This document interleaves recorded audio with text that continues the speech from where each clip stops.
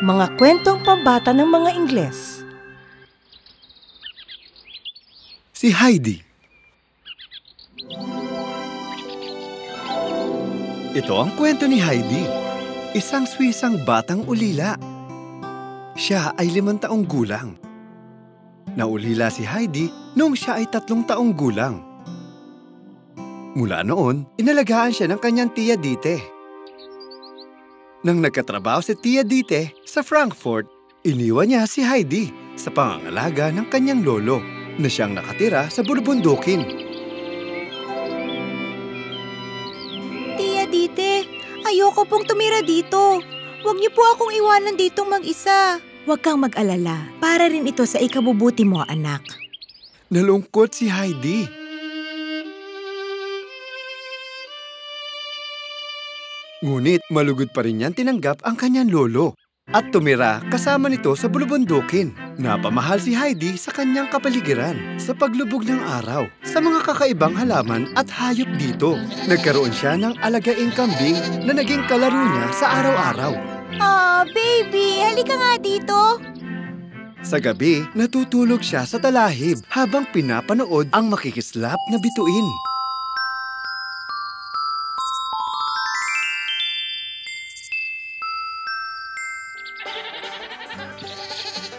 Unti-unti niyang nagustuhan ang lahat ng bagay sa kanyang kapaligiran.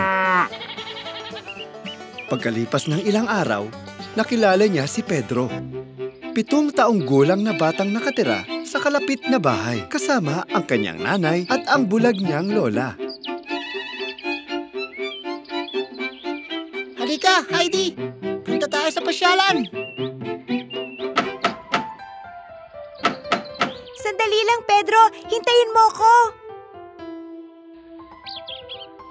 Masaya si Heidi sa tuwing nagpupunta sa pasyalan kasama si Pedro at ang mga kambing. Pagkatapos, nakikipagkwentuhan siya sa lola ni Pedro o di kaya'y gumagawa ng gawaing bahay kasama ang kanyang lolo. Hindi nagtagal, naging mapag-angkin ang lolo ni Heidi sa kanya. Hindi niya pinapapasok si Heidi sa eskwelahan dahil nakipagtalo siya sa mga nakatira sa Dorfli, kung saan tinatawag siyang Uncle Alp. Heidi, hindi kita hayaang lumayo sa akin. Mahal kita, Lolo. Maayos na sana ang lahat. Nang isang araw ay bigla na lamang dumating si Tia Deti. Dinala ni Deti si Heidi sa Frankfurt para alagaan ang 10 taong lumpo na si Clara na nakakagalaw lamang sa pamamagitan ng kanyang wheelchair.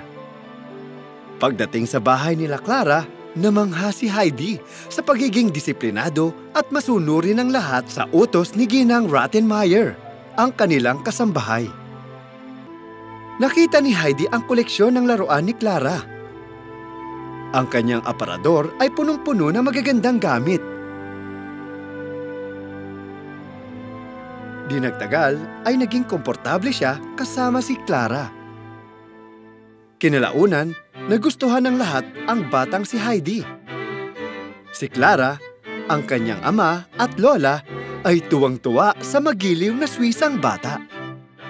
Ngunit, si Ginang Rottenmeier, ang kasambahay ng mga seseman, ay hindi natutuwa kay Heidi dahil sa kanyang lumang damit. Hindi marunong magbasa at hindi marunong kumilos sa loob ng malaking bahay.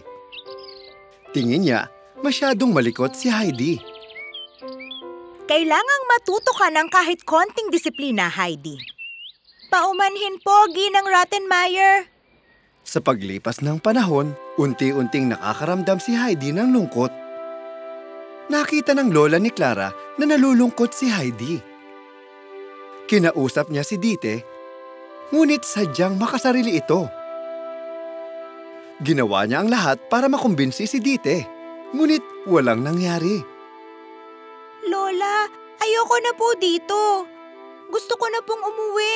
Gusto ko na pong makasama si Lolo at Pedro. Heidi, mahal kong anak. Magdasal ka sa Panginoon at tutulungan ka niya. Marangya ang buhay ni Heidi. Pakiramdam niya ay nasa isa siyang hawla. Palagi na lamang siyang nalulungkot. Wala na siyang interes sa kahit anong bagay.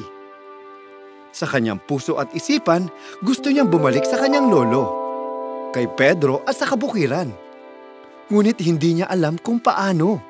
Tuluyan na naapektuhan ang kanyang kalusugan, na naging sanhi ng kanyang paglalakad habang natutulog. Isang araw, binuksan niya ang pinto ng bahay habang nananaginip na nakauwi na siya sa kanila. Pedro, Lolo, andito na po ako! Nalungkot si Lola nang makita si Heidi. Sabi ng doktor ni Clara, si Dr. Klassen, na kailangan nang umuwi ni Heidi sa kanyang lolo.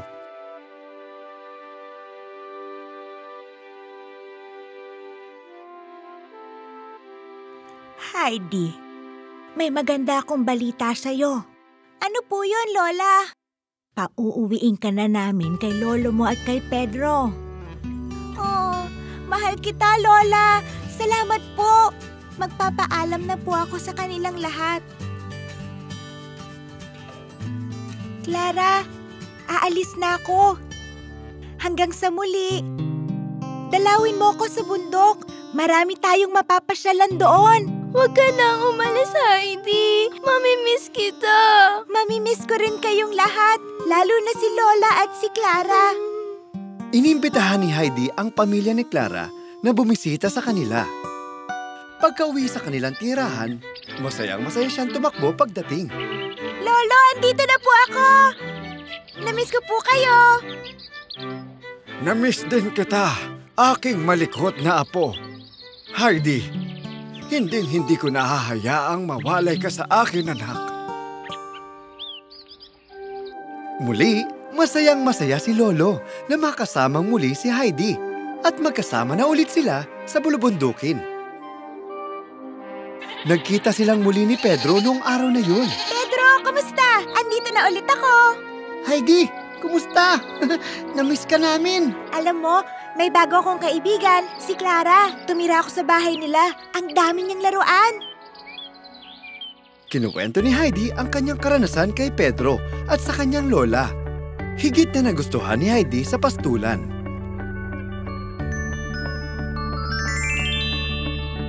Pagkaraan ng ilang buwan, sinurpresa ni Clara si Heidi. Naisipan niyang tumira kina Heidi ng isang buong buwan. Inakyat siya sa bundok kasama ang kanyang wheelchair at tuwang-tuwa siyang makasamang muli ang matalik na kaibigan. Heidi, pumangon ka na riyan. Tingnan mo, may bisita ka. Sino pong bisita, Lolo? Heidi! Ako ito! Si Clara! At nang marinig ang pangalan ni Clara, agad siyang nagising at bumangon. Masaya ako makita kang muli matapos ang matagal na panahon. Masayang-masaya si Clara na makita si Heidi. Araw-araw, maaga siyang gumigising para makipaglaro kay Clara. Pinakita niya dito ang luntiang pastulan, ang magandang paglubog ng araw at ang mga ibong humuhuni. Tuwang-tuwa si Clara sa kanyang mga nakita. Nagustuhan mo ba dito sa bundok? Sobrang nagustuhan ko dito, Heidi. Salamat dahil pinakita mo ito sa akin. Sa kabilang banda, nagsiselo si Pedro kay Clara. Pakiramdam niya ay inagaw ni Clara ang kanyang matalik na kaibigan. Isang araw, nakita ni Pedro si Clara at Heidi na nakaupo sa damuhan at nagtatawanan. Clara, tignan mo. Itatago ko ang wheelchair mo para umalis ka na at iwan si Heidi mag-isa. Dahan-dahan niyang kinuha ang wheelchair at pagkatapos ay itinulak pababa ng bundok. At bam! Nasira ito! Diyos ko, ano nagawa ko? Matapos maglaro ni Heidi at Clara, nakita nilang nawawala ang wheelchair. Walang magawa si Clara. Heidi, nasaan ang wheelchair ko? Nag-aalala na ako. Hinanap ito ni Heidi, ngunit hindi niya ito makita. Hindi ko makita ang wheelchair mo, Clara. Tatawagin ko si Lolo. Nagmadaling humingi ng saklolo si Heidi. Nakita niya si Pedro. Pedro, Halika, kailangan ni Clara ng tulong. Dali! Tulungan natin siyang makabalik sa bahay. Halika, Clara. Dito tayo. Huwag kang mag-alala. Kaya mo yan. At parang isang milagro, nakalakad si Clara sa tulong ni Pedro at Heidi. Habang hinahangaan ang kapaligiran. Laking gulat ni Pedro sa nakita nang makapaglakad si Clara hanggang sa bahay.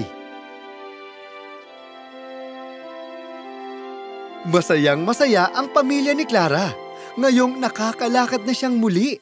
Mama! Papa! Nakakalakad na ako muli! Ang saya-saya ko! Napakasaya ko para sa'yo, Clara anak! Nalungkot si Pedro sa kanyang ginawa at hindi niya mapigilang umiyak.